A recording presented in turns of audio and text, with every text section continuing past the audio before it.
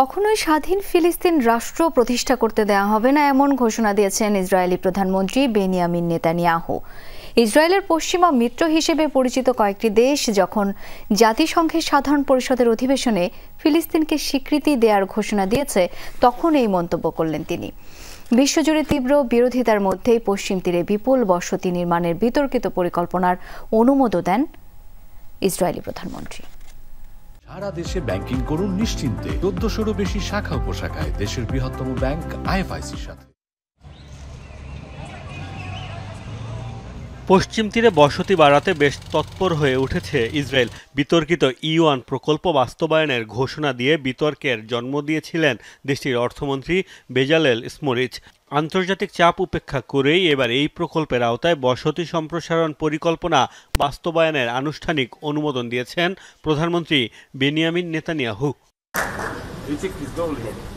মাআলে আদুমিমের ইহুদি জনসংখ্যা দ্বিগুণ করার কথা জানিয়েছেন বেনিয়ামিন নেতানিয়াহু। ফিলিস্তিনি রাষ্ট্র প্রতিষ্ঠার পথ বন্ধ করতেই যে পদক্ষেপ নেওয়া হচ্ছে সেটিও নিশ্চিত করেছেন তিনি। এমনকি নেতানিয়াহু ঘোষণাও দিয়েছেন বিশ্বে ফিলিস্তিন বলে কোনো রাষ্ট্র থাকবে না। মাআলে আদুমিম শহরে আমাদের জনসংখ্যা দ্বিগুণ হতে চলেছে। আশা করছি 5 বছরের মধ্যে এখানে 70,000 ইসরায়েলি থাকবে। এটি একটি বিশাল পরিবর্তন। আমরা আরেকটি প্রতিশ্রুতি রক্ষা করব, সেটি বাইবেলের নয়, আমাদের প্রতিশ্রুতি। আমরা বলেছিলাম একটি ফিলিস্তিনি রাষ্ট্র কখনো প্রতিষ্ঠিত হবে না। স্পষ্ট করে বলছি, প্রকৃতপক্ষেই আমরা ফিলিস্তিনি রাষ্ট্র তৈরি করতে দেব না। দীর্ঘদিন ধরেই সমালোচিত E1 প্রকল্প বাস্তবায়নের চেষ্টা চালাচ্ছে ইসরায়েল। তবে ব্যাপক আন্তর্জাতিক চাপের কারণে সেটি কখনোই শুরু করতে পারেনি তারা। এখন যখন ইসরায়েলের মিত্র হিসেবে পরিচিত যুক্তরাজ্য, ফ্রান্স, কানাডা সহ বিভিন্ন দেশ ফিলিস্তিনকে স্বাধীন রাষ্ট্রের স্বীকৃতি দেওয়ার ঘোষণা দিয়েছে, তখন পশ্চিম তীরের অধিকাংশ দখলের পরিকল্পনা করছে নেতানিয়াহু সরকার। এই প্রকল্পের আওতায় মাআলে আদুমিম এলাকায় নতুন করে ৩,৪০০ আবাসিক ইউনিট স্থাপনের পরিকল্পনা দেশটির।